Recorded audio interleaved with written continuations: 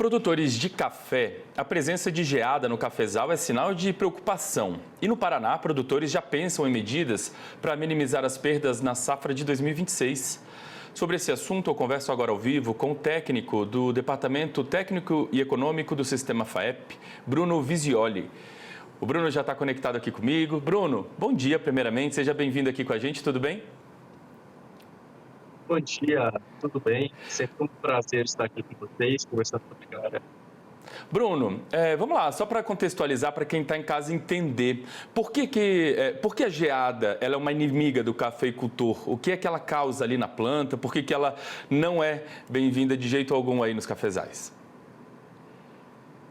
Bom, é interessante a pergunta, porque o café, apesar de ser uma planta de clima quente, ele não é tolerante também, ele não é tolerante a temperaturas muito altas e, obviamente, também não tolera temperaturas muito baixas.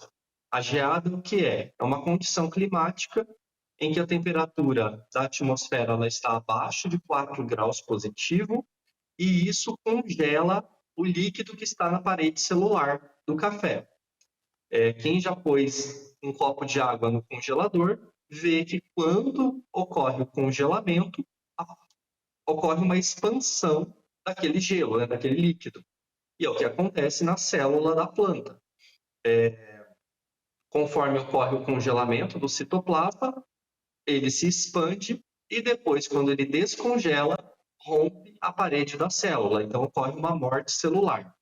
O café, por ser uma planta de clima mais quente, ele é muito sensível às baixas temperaturas, à geada, e, naturalmente, o café também ele está sendo cultivado aqui no Paraná e nas demais regiões cafeeiras do Brasil, em locais que naturalmente ocorrem mais geadas, que são locais de alta altitude e que é consequentemente favorável à geada. E por curiosidade, a geada, ela, digamos assim, é mais prejudicial à planta em algum momento ali, em algum estágio da evolução dela, em algum momento da produção, ou ela não é bem-vinda em momento nenhum? Para o café, a geada não é bem-vinda em nenhum momento, mas quando ocorre geada, o impacto na safra ele sempre ocorre na safra seguinte. Então, nas lavouras que estão em implantação e formação, que foram atingidas por geada esse ano, elas terão prejuízos na sua produção no ano que vem. Como o café aqui no Paraná, a colheita ocorre no inverno, agora, junho, julho, agosto, ela não tem um prejuízo na safra atual. Porém, mesmo nas lavouras que já estão implantadas, haverá prejuízo na cafeicultura no ano que vem. Bom, mas aí eu vi exatamente que vocês trabalham com uma projeção, então, para algum tipo de reflexo das geadas atuais já na safra de 2026, né? Vocês têm já uma expectativa do tamanho do impacto dessas geadas para a safra de 2026? Olha, é difícil a gente fazer uma previsão e acertá-la, porque a gente tem muitos fatores envolvidos, inclusive se esse ano vai ter mais geadas ou não. Mas vamos colocar alguns pontos que são interessantes.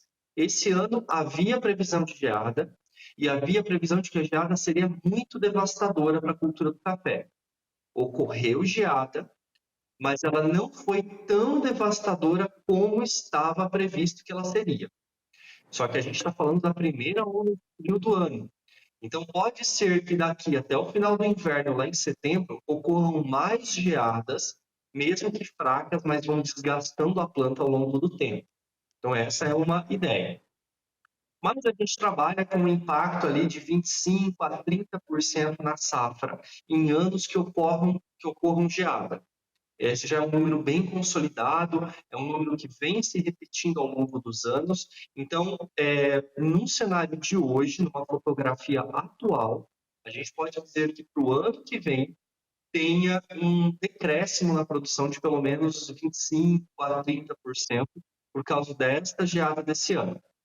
A questão é, se ocorrerem mais geadas, se o verão também for muito quente, muito seco, Se o ano que vem também tiver muitas chuvas, incidência de doenças, tudo isso vai impactar na safra do ano que vem. Mas considerando o efeito de geada, a gente fala aí de 25 a 30% para a cafeicultura aqui no Paraná. E qual é o cenário da produção de café no Paraná? A produção fica concentrada em uma região específica? Vocês fazem uma produção aí de uma variedade mais específica? Dá uma pincelada aí para quem está nos assistindo, conhecer um pouquinho da produção no Paraná. O Paraná ele produz basicamente café arábica, quase 100% da nossa produção é arábica, concentrado na região norte, norte pioneiro, algumas áreas avançando no noroeste do Paraná, que são os chamados cafés de baixa altitude. É interessante o noroeste porque, apesar da altitude ser mais baixa e o café não atingir uma qualidade tão mais conhecida, a gente tem uma região que ocorre menos geadas. Então, ali é um equilíbrio que o produtor tem que saber fazer. A gente concentrado ali na região norte. O Paraná muito voltado a pequenas propriedades e cafés especiais. Então, a gente trabalha muito com qualidade de café. E cafés com quase todo o trato manual. Tem algumas regiões que o trato é mecanizado, mas ainda assim o café no Paraná é quase todo manual.